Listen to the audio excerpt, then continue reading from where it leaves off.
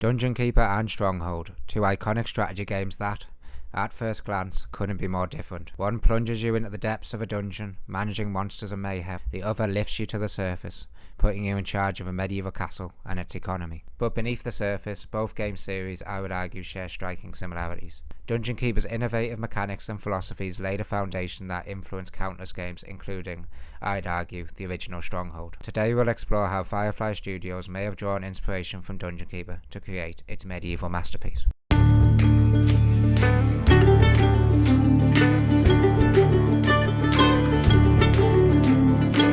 Both Dungeon Keeper and Stronghold go beyond traditional RTS gameplay by focusing on ecosystems. You're not just commanding armies, you're managing the needs of the people or creatures under your rule. In Dungeon Keeper, your creatures need food, a place to sleep, and gold to remain loyal.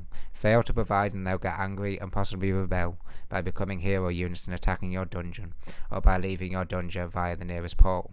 In Stronghold, your peasants are similarly needy. They want bread on their tables, low taxes, and want comfort, be it in the form of ale, religion, clothes, or tea, depending on the Stronghold game you are playing. Neglect their needs and peasants will begin to leave the castle, disrupting your economy, and in the worst case scenario leading to complete economic collapse, which is a very hard thing to recover from in the game. People are leaving the castle. Both games create a delicate balancing act between prioritising the happiness of your subjects and economic production. One of Dungeon Keeper's most unique innovations was its approach to control. Instead of micromanaging every action, you shape your dungeon by setting up rooms and priorities, leaving your minions to act on their own. This indirect control style makes the world feel alive. Imps and creatures act autonomously, each with their own quirks.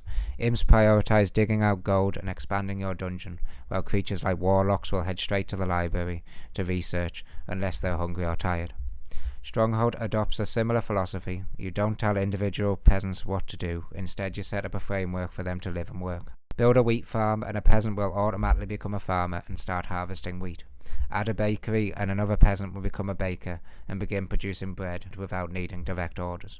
Your role is to oversee the bigger picture, ensuring all the moving parts work together, rather than having direct control over resource production, similar to in more traditional RTS games like the Age of Empires series.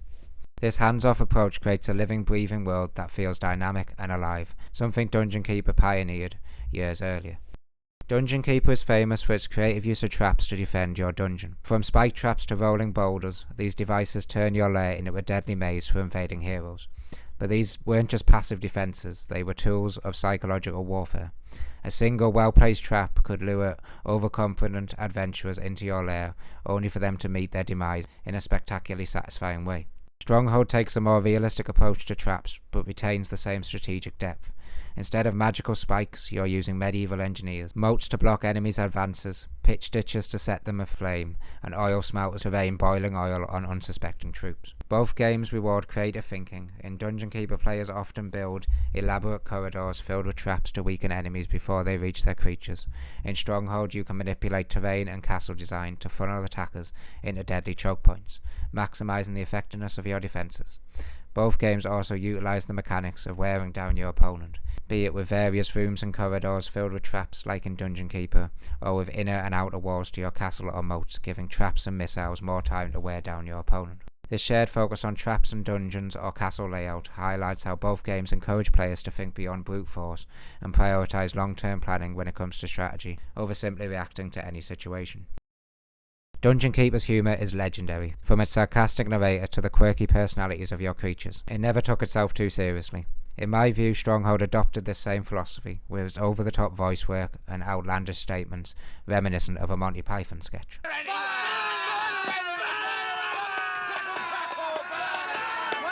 Both game series have memorable lines that players will remember, specifically when it comes to the narrator in Dungeon Keeper and the scribe in Stronghold. Just read any of their statements online and you can't help but read them in their voice. They are that important to the overall atmosphere in the games. This humour, in my view, acts as a release valve to the intense decision making the player has to make in both games. This is something sadly missing from a lot of strategy games today. Dungeon Keeper uses its dark humour to celebrate your role as a villain, while Stronghold's charm keeps the medieval warfare from feeling too heavy. The humour also acts as emotional investment. You care about your goblins and warlocks, not just because they're units, but because they're characters with quirks. Similarly, you feel responsible for your castle's populace, especially when they're complaining about taxes or announcing they're scared due to the castle being under siege. I'm scared, my lord. It is these unique personalities and humour that really adds to the overall atmosphere and feel of both games. In Dungeon Keeper, every room serves a specific purpose. The hatchery feeds your creatures, the training room makes them stronger, and the library unlocks powerful spells. Every decision about what to build and where to place it shapes your dungeon's efficiency. Stronghold uses a similar design philosophy. Granaries store food, quarries provide stone, and blacksmiths produce weapons. The placement of these buildings affects not only efficiency, but also the flow of your economy. Both games force you to think spatially. In Dungeon Keeper, it's about carving out the right amount of space for your rooms. In Stronghold, it's about maximising limited land while keeping your castle defensible. One of Dungeon Keeper's most celebrated features is its emergent gameplay. No two games play out the same because your dungeon layout, creature choices, and traps create unique scenarios. Stronghold captures the same magic, especially during sieges. In Dungeon Keeper, a hero might stumble into a track-laden corridor you've spent hours perfecting. In Stronghold, the same thrill comes from watching your enemy's armies falter at your castle gates, with archers raining arrows from above, or pitch igniting at the perfect moment, wiping out half of the enemy's forces. Both games let players craft their own unique stories through their actions and decisions. In both games, the satisfaction of watching your plan succeed is immense. That's a hallmark of inspiring game design, in my opinion. While Dungeon Keeper and Stronghold might seem worlds apart, they share a core philosophy that connects them. Both game series innovate by emphasizing ecosystems, indirect control, and humor. They challenge players to think creatively, rewarding them with unforgettable moments. Dungeon Keeper may have laid the groundwork, but Stronghold brought these ideas to a new setting, literally bringing them to the surface. Together they've left a legacy that continues to shape strategy games today. This can particularly be seen in the Dungeon series, which in my view would have been where Dungeon Keeper would have headed, had it received a sequel after Dungeon Keeper 2. The Dungeon series builds on the Dungeon Keeper formula in a similar way to Stronghold, giving players direct control over their armies. So what do you think? Do you see Dungeon Keeper's influence in Stronghold? Let me know your thoughts in the comments below, and please remember to subscribe for more historic and fantasy RTS content. Thank you.